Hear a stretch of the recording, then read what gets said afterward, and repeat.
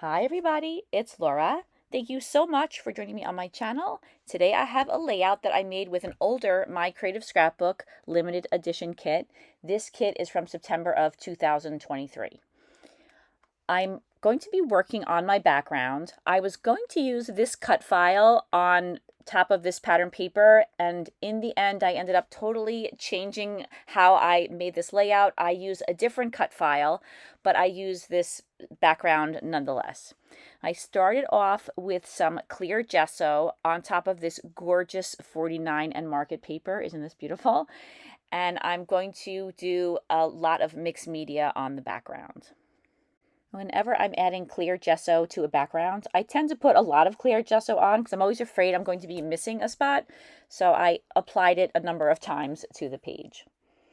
I also mixed up some modeling paste that I'm going to use through a stencil in the background. I used some regular modeling paste, and then I added some Heidi Swapp texture paste that's in the tube to the left of my paper. And then I added in a few drops of a Shimmerz paint. It's a color splash called Flashy Flamingo. For the blue modeling paste, I mixed regular modeling paste together with a Finnabair paint that's called Patina Effect Paste, and the color is blue. And I thought that these colors match really well with the colors that were in the collection. Now I'm going to add some texture to the background using this stencil. This is a Vicky Boutin stencil that was in either this My Creative Scrapbook kit or a past kit, but it's a beautiful stencil and I've gotten a lot of use out of this one. Even though the background is blue, I think that this adds another layer and dimension to the look of the background. I'm going to put the blue in several different spots, and then I'm going to add the pink right next to the blue, and I like that combination. And once again, I think that it'll go really well with the colors that are in this My Creative Scrapbook kit. And then once I had added a third area of blue, I went back in with the pink modeling paste. But before I added the pink, I washed and dried the stencil. There have been times in the past that I did not thoroughly dry my stencil, and it doesn't lend well to making crisp, clear images when your stencil is wet. If you follow my channel, you might be aware that I have been posting a lot of videos this month that were from layouts that I've made in the past, but I just didn't have the time to either edit or voice over the videos. I really wish that I could stay more up to date on my videos and get them voiced over and onto my channel the month that I make the layouts, but it just seems like there aren't enough hours in the day. For some reason, it takes me so long to edit and voice over a video. I'm a teacher, so I'm off July and August, and that gives me the opportunity to catch up on some things that I don't have the opportunity to address during the school year.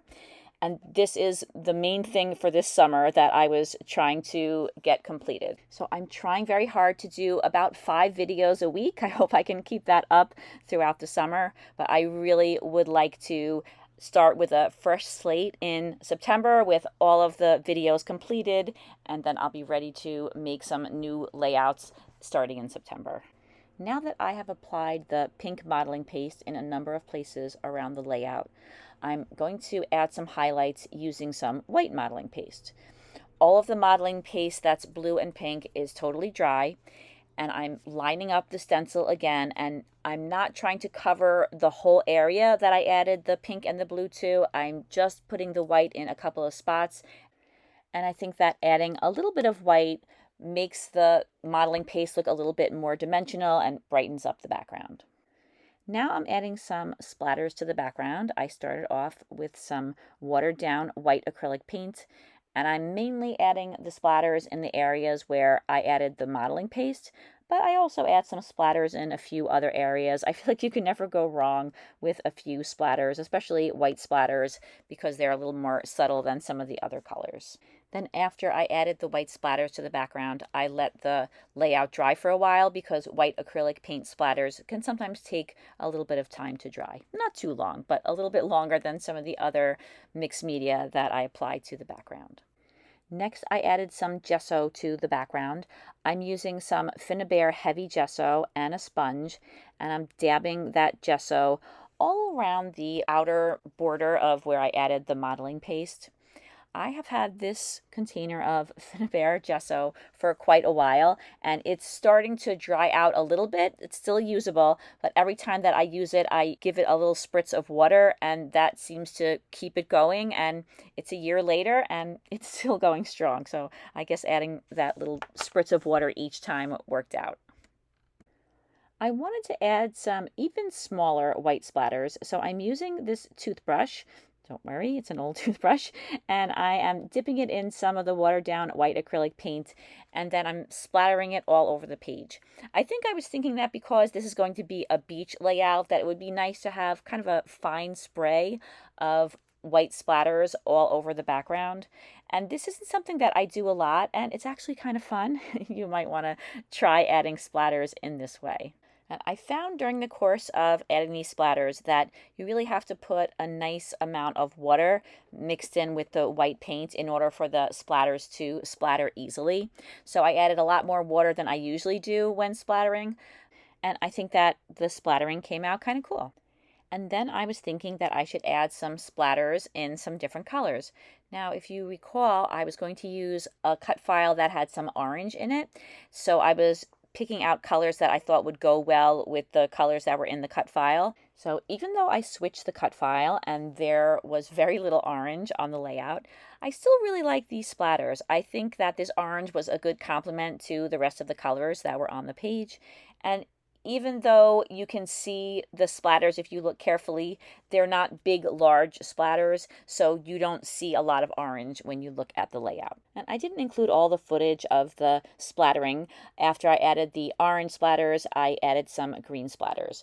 And the paint that I used for those was Waverly paint. The orange is called tangerine, and the green is called grass.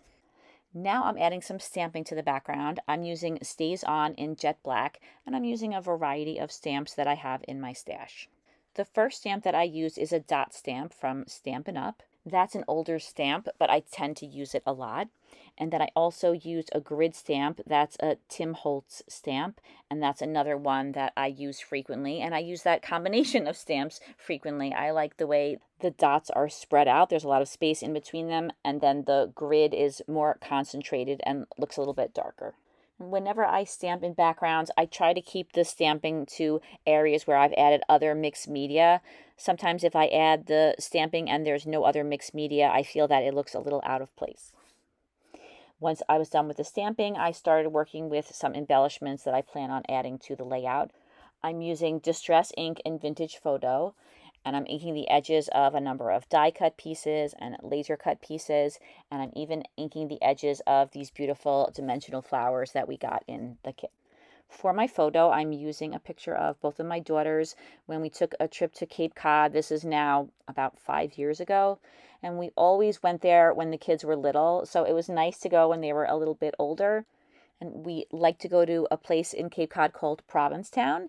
There's a beautiful beach there, and we found when we went back after several years, they had placed a chair on the beach, this huge royal blue chair. It was a perfect photo op, and we took quite a few pictures using that chair. And the kids have been talking about going back there, so it won't happen this summer, but hopefully next summer we'll get the opportunity to go back there and visit some of our old stomping grounds.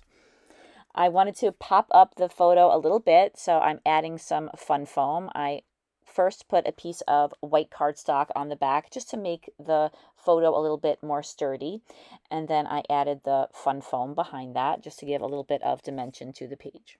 As I mentioned, I changed my plan and I ended up using the original cut file I was going to use on this layout on another layout, and I actually just got that video up on the channel yesterday, so if you would like to see the layout for that, you can check it out on my channel. But for this layout, I'm using this beautiful cut file. This is one of the My Creative Scrapbook cut files. I love the palm tree, even though we were in Cape Cod and there were no palm trees. I backed it with some of the pattern papers from the kit, and then I did a lot of stitching.